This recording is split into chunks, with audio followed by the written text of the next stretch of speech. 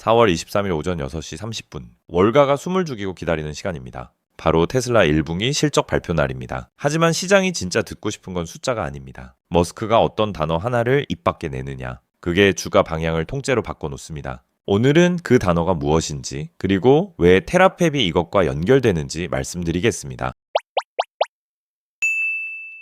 대부분의 사람들은 이 두 사건을 완전히 별개로 봅니다. 하나는 회사의 단기적인 성적표, 다른 하나는 아주 먼 미래의 꿈 같은 이야기라고 말이죠. 하지만 만약 이 둘이 사실은 하나의 거대한 설계에서 나온 치밀하게 계획된 두 개의 움직임이라면 어떨까요? 오늘 이 연결고리를 이해하는 순간 여러분이 알던 테슬라의 미래는 완전히 다르게 보일 겁니다. 이번 실적 발표는 단순히 자동차를 몇 대 팔았는지 얼마를 벌었는지 확인하는 자리가 아닙니다. 물리 AI 제국을 건설하기 위한 머스크의 가장 위험하고 거대한 도박, 그 시작을 알리는 신호탄입니다. 데이터를 한번 보겠습니다. 테슬라는 2026년에만 200억 달러, 우리 돈으로 약 28조 원이 넘는 막대한 자본 지출을 계획하고 있습니다.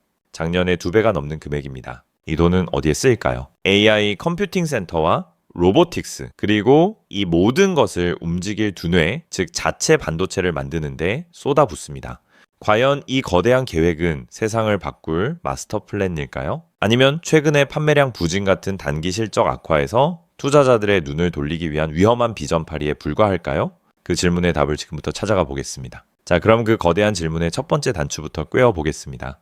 도대체 테슬라는 왜 이렇게 엄청난 돈과 위험을 감수하면서까지 반도체 공장을 직접 지으려고 하는 걸까요? 그냥 엔비디아 같은 기존 최강자에게서 칩을 사서 쓰는 게 훨씬 안전하고 저렴하지 않을까요? 많은 사람들이 그 이유를 공급망 내재화라는 조금은 교과서적인 단어로 설명합니다. 외부 변수에 흔들리지 않고 안정적으로 칩을 공급받기 위해서라는 거죠. 물론 틀린 말은 아닙니다. 하지만 이건 이야기의 겉껍질에 불과합니다. 그 속에는 훨씬 더 거대하고 훨씬 더 무서운 두 가지 야망이 숨어 있습니다. 첫 번째 야망은 바로 AI 모델과 하드웨어의 완벽한 최적화입니다. 이게 무슨 말이냐면 기성복과 맞춤 정장의 차이를 생각하시면 쉽습니다. 엔비디아의 범용 GPU는 마치 최고급 원단으로 만든 기성복과 같습니다. 누구에게나 잘 맞고 성능도 훌륭하죠. 하지만 세상에 단 한 사람, 바로 나에게 100% 완벽하게 맞는 옷은 아닙니다. 어딘가는 조금 헐렁하고 어딘가는 조금 끼는 부분이 있을 수밖에 없죠. 테슬라가 만들려는 칩은 바로 테슬라의 자율주행, FSD와 휴머노이드 로봇 옵티머스라는 단 2명의 고객만을 위한 완벽한 맞춤 정장입니다. FSD가 세상을 어떻게 보고, 어떻게 판단하고, 어떻게 움직이는지 그 모든 신경망의 구조와 데이터 처리 방식에 단일의 낭비도 없이 100% 최적화된 칩을 만드는 겁니다. 실제로 이렇게 되면 어떤 일이 벌어질까요? 똑같은 연산을 하더라도 전력은 훨씬 적게 쓰고 속도는 비교할 수 없을 만큼 빨라집니다. 경쟁사들이 범용 칩을 가지고 낑낑대며 소프트웨어를 최적화할 때 테슬라는 하드웨어와 소프트웨어가 완벽하게 하나가 된 유기체처럼 움직이는 겁니다. 이건 단순히 몇 %의 성능 개선이 아니라 경쟁자들이 따라올 수 없는 차원의 격차를 만드는 근본적인 설계 철학의 차이입니다. 그리고 두 번째 야망, 이것이 훨씬 더 중요합니다. 바로 기술적 해자 모트를 파는 겁니다. 해자라는 건 중세시대의 성 주변을 둘러싸고 있던 깊은 물길을 말하죠. 적들이 쉽게 성벽에 접근하지 못하게 만드는 강력한 방어선입니다. 비즈니스 세계에서 이 해자는 바로 독점적인 기술력을 의미합니다. 가장 완벽한 예시가 바로 애플입니다. 혹시 기억하시나요? 불과 몇 년 전까지만 해도 애플의 맥북에는 인텔의 CPU가 들어갔습니다. 하지만 애플은 과감하게 인텔과의 관계를 끊고 M 시리즈라는 자체 칩을 만들기 시작했죠. 처음에는 많은 사람들이 걱정했지만 결과는 어땠나요? M칩을 탑재한 맥북은 압도적인 성능과 전력 효율을 보여주며 PC 시장의 판도를 완전히 뒤집어 버렸습니다. 다른 노트북 제조사들은 여전히 인텔이나 AMD의 범용 칩에 의존해야 했기 때문에 애플이 만들어낸 하드웨어와 소프트웨어의 완벽한 조화를 도저히 따라올 수 없었습니다. 누구도 넘볼 수 없는 강력한 해자를 스스로 파낸 겁니다. 테슬라가 하려는 일이 바로 이것입니다. 반도체 설계부터 생산까지 모든 것을 수직 계열화함으로써 다른 자동차 회사나 AI 기업들이 절대로 복제할 수 없는 자신들만의 왕국을 건설하려는 것이죠. 이것은 단순히 부품 원가를 절감하는 차원의 이야기가 아닙니다. AI 기술이라는 미래 산업의 가장 근본적인 경쟁력을 통째로 장악하려는 거대한 야망의 표현입니다. 하지만 이처럼 거대하고 화려한 비전 뒤에는 그만큼 어둡고 위험한 그림자가 존재합니다. 이 모든 것을 가능하게 할 테라팹이라는 계획, 그 이름만큼이나 천문학적인 비용과 리스크를 동반하는 세계의 도박이기도 합니다. 과연 이 도박은 성공할 수 있을까요? 테슬라는 이 엄청난 비용을 감당할 수 있을까요? 자, 그럼 이 세계의 도박, 테라팹이 품고 있는 명과 암을 본격적으로 파헤쳐 보겠습니다. 화려한 비전 뒤에 숨겨진 그늘은 생각보다 훨씬 짙고 깊습니다. 첫 번째 리스크는 바로 돈, 즉 천문학적인 비용입니다. 최첨단 반도체 공장, 즉 팹 하나를 짓는데 얼마가 들까요? 업계에서는 보통 200억 달러에서 300억 달러, 우리 돈으로 30조 원이 훌쩍 넘는 돈이 필요하다고 봅니다. 이게 얼마나 엄청난 돈인지 감이 잘 안 오시죠? 대한민국 1년 국방 예산의 절반에 가까운 돈이 공장 하나 짓는데 들어가는 겁니다. 그런데 테슬라가 2026년에 계획하고 있는 자본 지출, 즉 KPX가 얼마라고 했죠? 맞습니다. 200억 달러, 약 28조 원 이상입니다. 이 돈의 상당 부분이 바로 이 테라팹과 AI 인프라에 투입될 가능성이 높습니다. 데이터를 보면 이는 테슬라 역사상 유례없는 투자 규모입니다. 불과 몇 년 전만 해도 상상할 수 없었던 액수죠. 지금 당장 현금이 부족한 회사는 아니지만 이 거대한 투자는 분명 테슬라의 재무구조 전체를 뒤흔들 수 있는 엄청난 부담입니다. 하지만 진짜 무서운 리스크는 따로 있습니다. 바로 기술적 난이도, 그 중에서도 수율이라는 문제입니다. 반도체 공장을 짓는 건 세상에서 가장 비싼 오븐을 사는 것과 같습니다. 중요한 건 그 오븐에서 얼마나 결함 없는 빵을 구워내느냐, 즉 수율이죠. 머리카락보다 수만 배는 작은 회로를 수억 개씩 새겨 넣는 과정에서 단 하나의 먼지만 들어가도 칩 전체가 불량이 됩니다. 실제로 인텔 같은 반도체 업계의 전설적인 거인조차도 10나노, 7나노 공정 전환 과정에서 이 수율 문제 때문에 수년간 엄청난 고통을 겪었습니다. 하물며 반도체 대량 생산 경험이 전무한 테슬라가 과연 세계 최강자들도 어려워하는 최첨단 공정의 수율을 단번에 잡아낼 수 있을까요? 만약 수율을 잡지 못하면 어떻게 될까요? 수십조 원을 쏟아부은 공장은 돈만 잡아먹는 거대한 고철 덩어리가 되고 테슬라의 AI 제국이라는 꿈은 시작도 전에 좌초될 수 있습니다. 여기서 일부 비판론자들이 제기하는 아주 날카로운 질문이 나옵니다. 왜 하필 지금일까요? 왜 전기차 판매량 증가세가 꺾이고 중국 시장에서는 BYD 같은 경쟁자들에게 거센 추격을 당하는 바로 이 시점에 이렇게 위험하고 돈이 많이 드는 계획을 발표하는 걸까요? 혹시 이것이 단기적인 실적 부진이라는 불편한 현실에서 시장의 관심을 돌리기 위한 아주 영리하게 설계된 보여주기식 전략은 아닐까요? 성공하면 대박이지만 당장은 투자자들의 눈과 귀를 미래의 장밋빛 청사진으로 붙잡아 둘 수 있는 고도의 심리전이라는 겁니다. 성공의 열매는 너무나 달콤하지만 실패의 대가는 회사의 존립 자체를 위협할 수 있는 양날의 검. 이것이 바로 테라팹의 본질입니다. 그런데 여기서 흥미로운 점이 있습니다.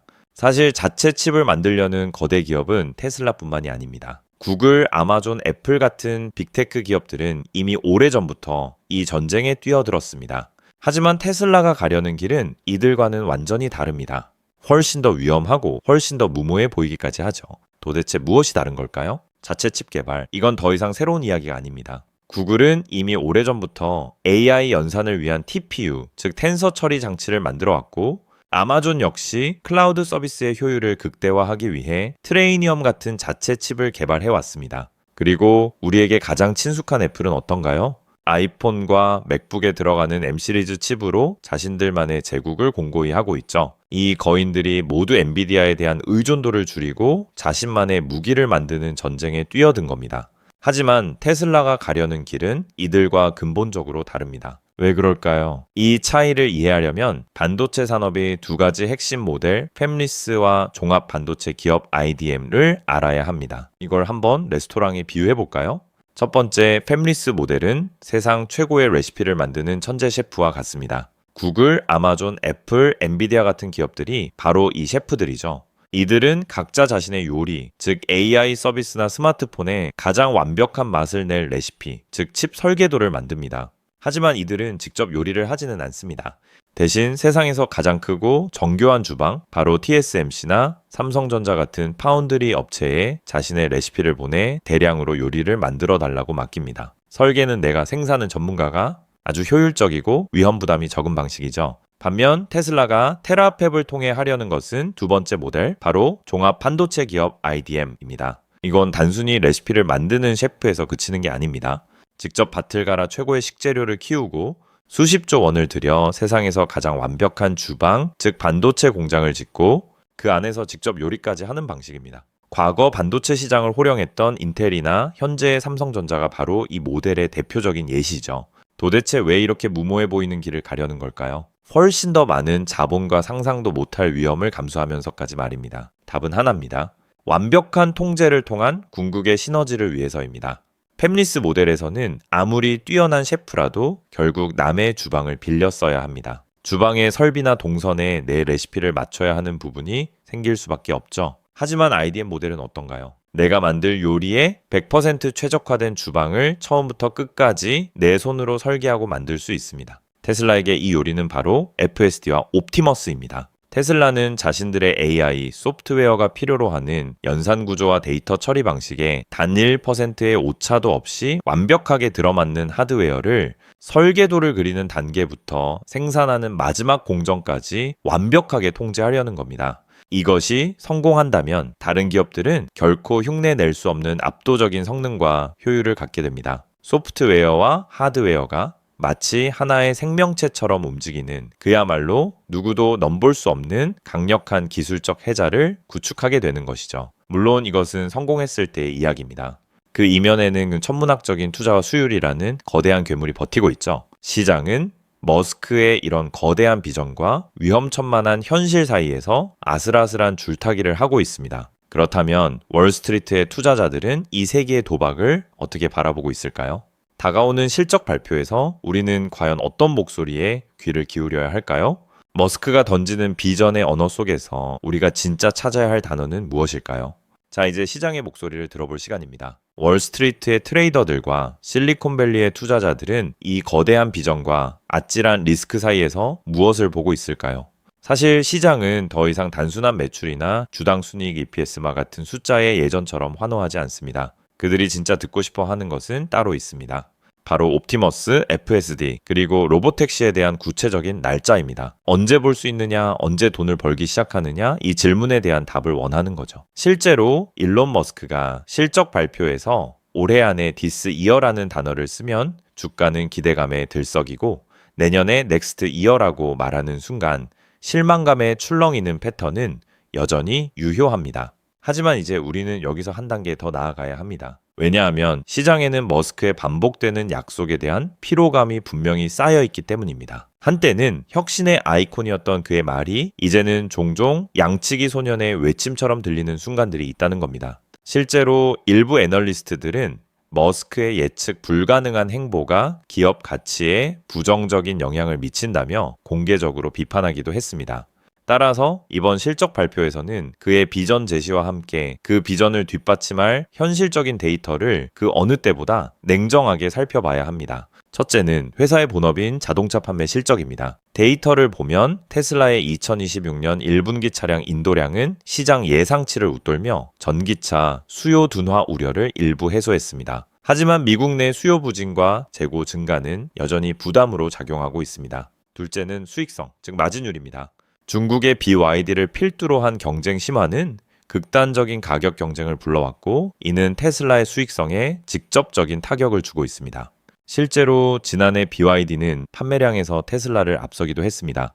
비록 올해 1월에서 2월 중국 오해 시장에서는 BYD가 테슬라를 제쳤다는 분석도 있지만 전반적인 가격이나 압박은 계속될 수밖에 없는 구조입니다. 마지막으로 우리 힘으로 어쩔 수 없는 것이 경제 변수들입니다.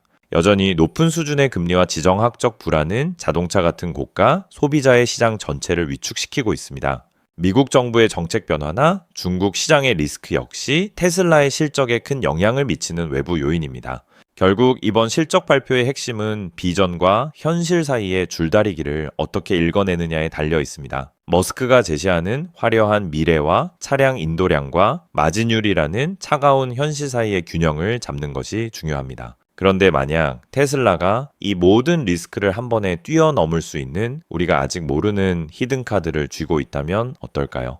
테라팹이라는 직접 생산 방식 외에 더 빠르고 안전하게 AI 제국을 건설할 또 다른 길이 존재할 수 있습니다. 바로 기술을 빌려주거나 다른 회사를 사들이는 전략입니다. 자, 그렇다면 테슬라가 쥐고 있을지 모를 히든카드는 무엇일까요? 수십조 원을 쏟아부어 모든 것을 직접 만드는 엄청난 위험을 감수하는 대신 더 빠르고 안전하게 AI 제국을 건설할 수 있는 또 다른 길이 있다는 겁니다. 바로 이 두 가지 시나리오, 라이선싱과 mRNA라는 카드입니다.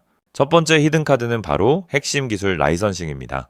이게 무슨 말이냐면 테슬라가 FSD 소프트웨어나 도조 슈퍼컴퓨터 같은 자신들의 핵심 기술을 마치 스마트폰 제조사들이 구글의 안드로이드 운영체제를 쓰는 것처럼 다른 자동차 회사들에게 판매하는 모델을 말합니다. 한번 상상해 보세요. 전 세계 수많은 자동차에 FSD 인사이드라는 로고가 붙고 테슬라는 자동차 한 대 팔 때마다 수백만 원의 라이선스 비용을 받는 겁니다. 이건 단순히 자동차를 파는 것과는 비교도 안 되는 엄청난 고마진의 반복 매출을 만들어내는 황금알을 낳는 거위가 될 수 있습니다. 물론 최근까지 다른 자동차 제조사들은 테슬라의 FSD 기술 도입에 그다지 적극적인 모습을 보이지 않았습니다.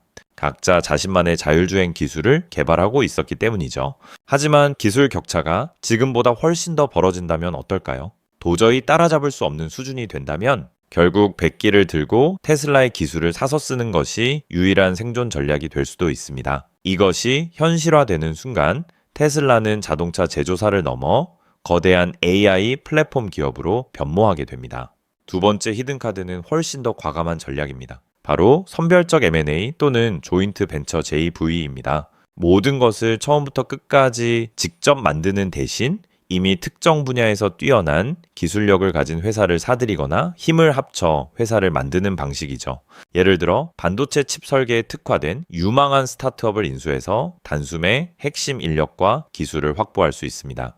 또는 TSMC나 삼성전자 같은 기존 파운드리 강자들과 손잡고 조인트 벤처를 설립해 테슬라 전용 생산 라인을 구축하는 겁니다. 이 전략의 가장 큰 장점은 무엇일까요? 바로 시간과 리스크를 동시에 줄일 수 있다는 점입니다.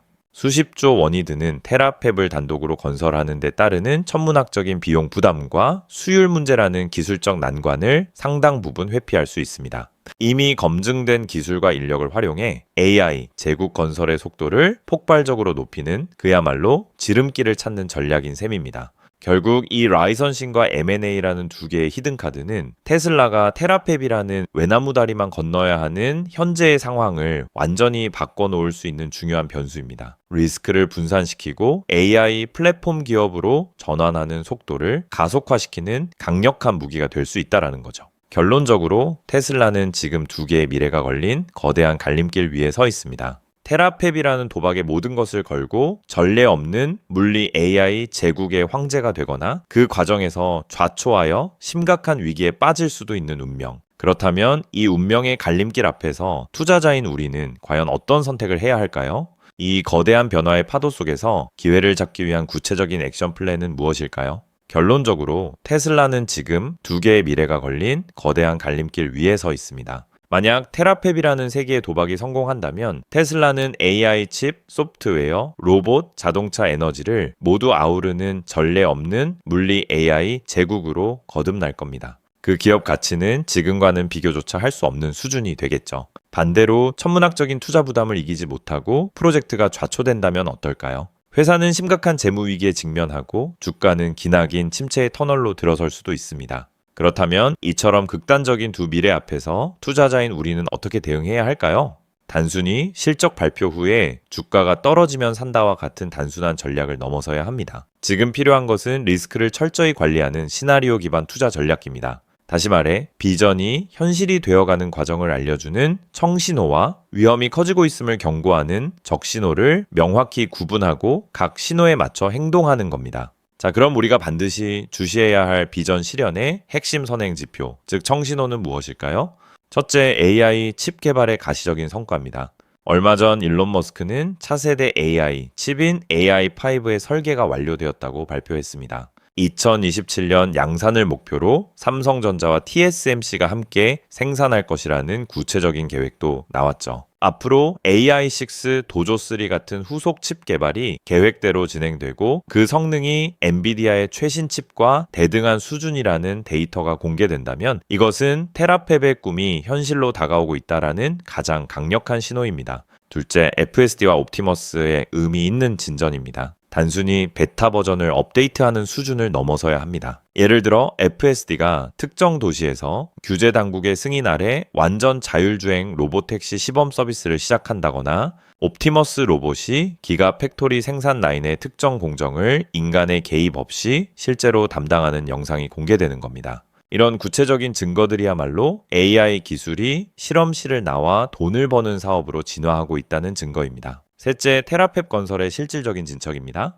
공장 부지가 확정되고 주요 장비 공급 계약이 체결되고 실제 착공이 시작되는 등의 가시적인 움직임이 중요합니다. 특히 천문학적인 투자 비용을 어떻게 조달할지에 대한 명확한 계획이 발표된다면 시장의 불확실성은 크게 해소될 것입니다. 반대로 우리가 경계해야 할 리스크 확대, 위험 신호, 즉 적신호는 무엇일까요? 첫째, 핵심 사업의 급격한 악화입니다. AI라는 꿈을 꾸기 위해서는 자동차 판매라는 현실이 든든하게 받쳐줘야 합니다. 만약 중국 시장에서의 경쟁 심화나 수요 둔화로 인해 자동차 부문의 매출과 이익률이 감당하기 어려운 수준으로 계속 하락한다면 테라파앱에 쏟아부을 자금줄이 마르는 최악의 상황이 올 수 있습니다. 둘째, 프로젝트의 이유 없는 지연입니다. 반도체 공장 건설은 원래부터 어려운 일이라 어느 정도의 지연은 발생할 수 있습니다. 하지만 명확한 설명 없이 테라팹이나 차세대 칩 양산과 같은 핵심 프로젝트의 일정이 계속해서 미뤄진다면 이는 내부에 심각한 기술적, 재무적 문제가 발생했다는 위험 신호일 수 있습니다. 셋째, 핵심 인력의 이탈입니다. 앤드류 카팟이 전 AI 총괄의 이탈이 시장에 큰 충격을 주었던 것처럼 AI 칩 설계나 로보틱스 분야의 핵심 엔지니어들이 회사를 떠나는 움직임이 감지된다면 이는 프로젝트의 미래에 대한 내부적인 신뢰가 흔들리고 있다는 신호로 해석해야 합니다. 자, 그럼 이 청신호와 적신호를 바탕으로 어떤 액션 플랜을 세울 수 있을까요? 만약 청신호들이 연이어 켜진다면 이는 테슬라의 비전이 순항하고 있다는 의미이므로 포트폴리오의 일부를 할애해 분할 매수로 비중을 늘려가는 전략을 고려해 볼 수 있습니다. 반대로 적신호들이 하나둘씩 켜지기 시작한다면 섣부른 추가 매수보다는 관망하거나 비중을 조절하며 리스크를 관리하는 신중한 접근이 필요합니다. 결국 테슬라에 대한 투자는 더 이상 자동차 회사에 대한 투자가 아닙니다. 그것은 AI와 로보틱스가 물리적 세계와 결합하는 특정 미래에 대한 아주 계산된 베팅입니다. 그리고 그 베팅의 성패를 가늠할 수 있는 지표들은 이미 우리 앞에 놓여 있습니다. 이 신호들을 어떻게 해석하고 행동할지는 이제 우리 각자의 몫입니다.